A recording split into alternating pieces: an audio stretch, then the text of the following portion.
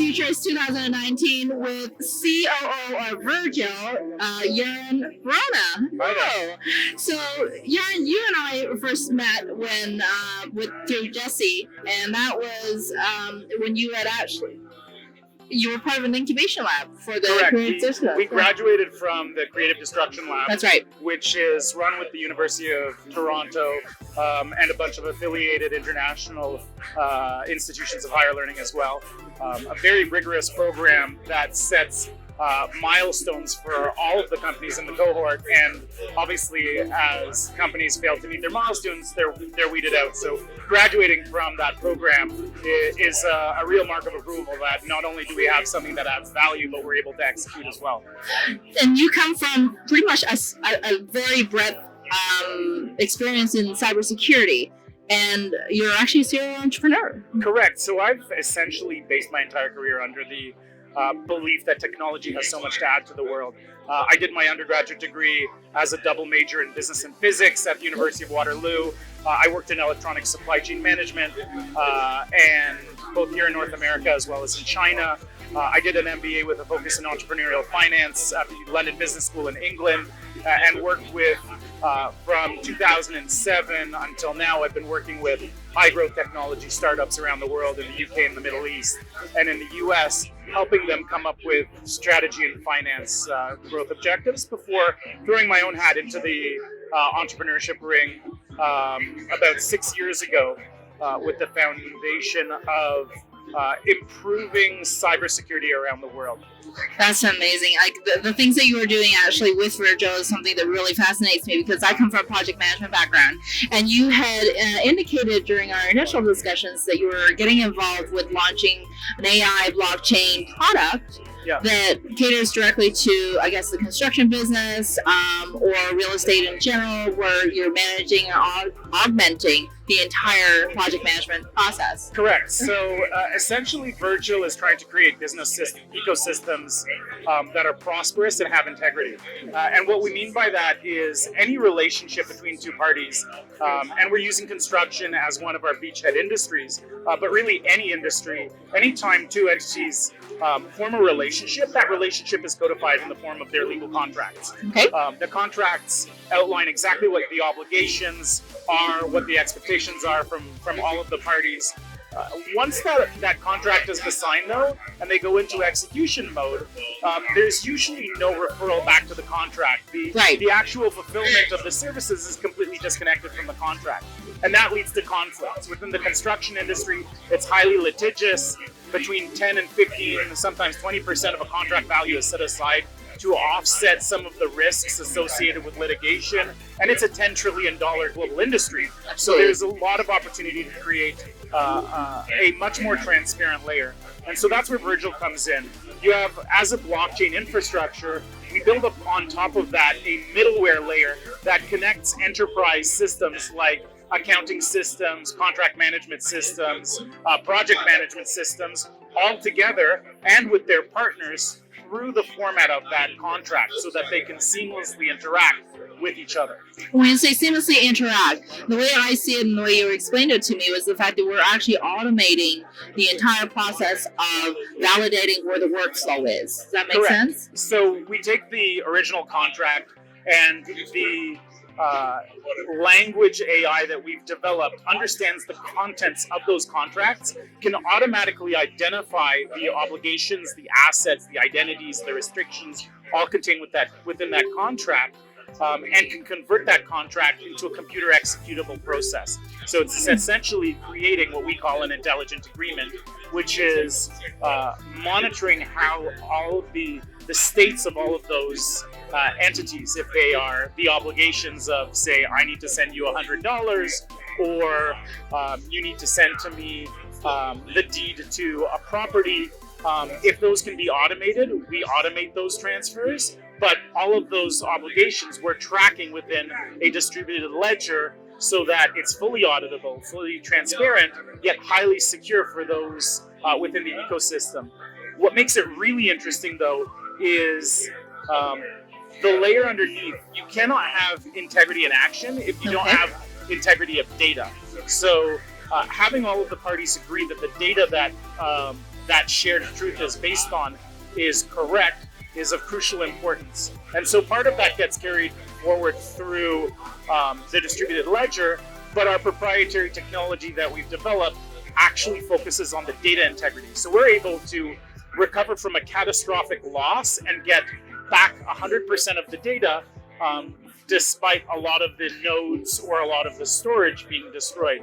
So it's some of our proprietary technology that lets us have data integrity as the basis for action integrity.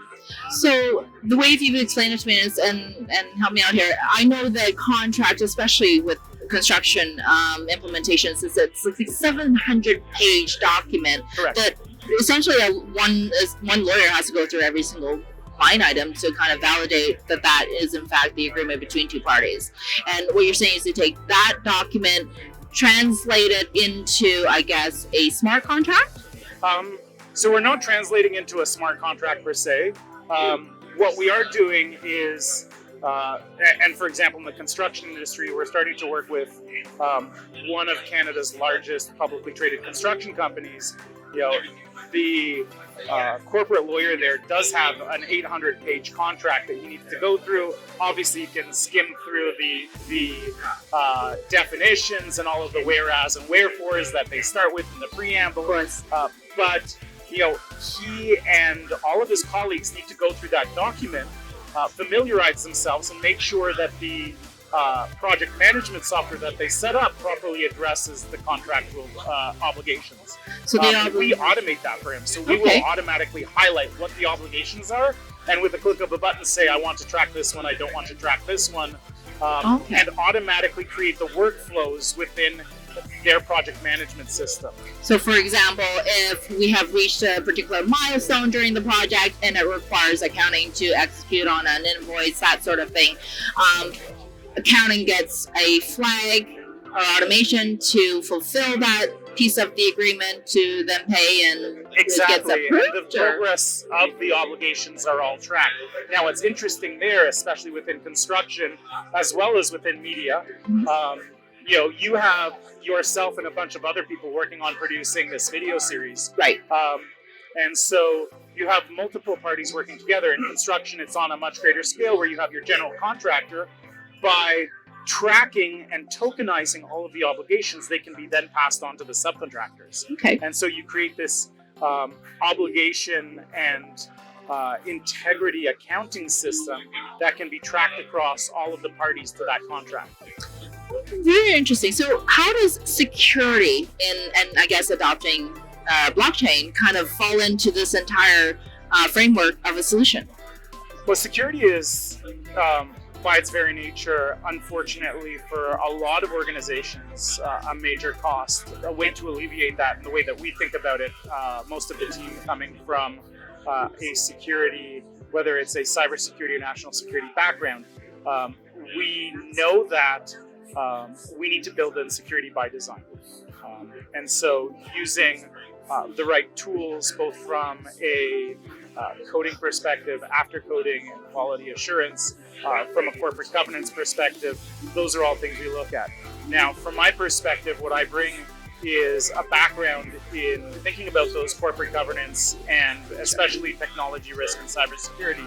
One of the other projects I work on, aside from Virgil, is at the Technology Directors Alliance, where we work with chief information security officers, very senior cybersecurity practitioners, and we create this community of Alliance fellows who are ready and able to serve as a board member, a director on the board of a company, and credibly provide oversight of technology risk and cybersecurity.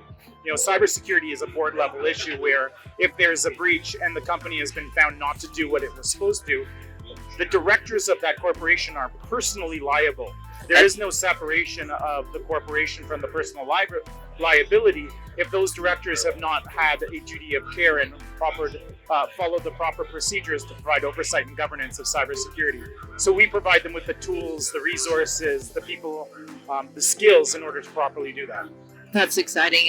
In fact, you were saying that you also have a book that's unpublished and it's in stealth mode and something to do with cyber. Is that all linked to cybersecurity, or is this? It isn't. So, as I said, I'm a serial entrepreneur. I've been working with a number of startups, either my own startups or other people's ventures, and helping them grow for 12, 13 years now. And I've learned a lot. What I didn't know, and especially when I started off my last venture, we started off in stealth mode.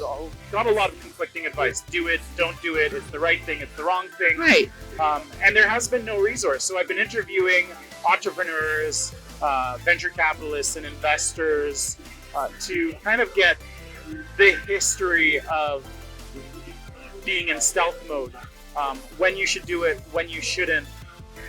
Why to, why not to, how to do it properly, and providing that resource of being in stealth mode. So the book itself, Stealth Mode Startups, is not in stealth mode itself. So I'm happy to talk to any investors or entrepreneurs who have strong opinions about being in stealth.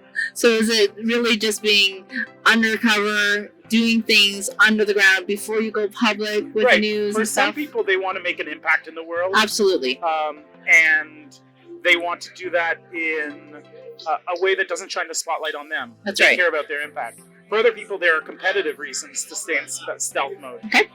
The flip side of that is it's very hard to attract customers or to give the impression of success if you're in stealth mode, because nobody knows what you're up to. So it really depends on the situation. And what I hope to provide is a roadmap, a guidebook to entrepreneurs thinking about launching their next gig, and what to think about when doing it in stealth or not. Well, that's very exciting. I sure hope I do get a signed copy from you when that gets published. Absolutely. And so there you have it. Yaron Vorona, COO of Virgil, cybersecurity guru, and serial entrepreneur with a book to be published on Stealth Mode Startups. Thank you very much. Thanks so much, Lori. Good. Awesome.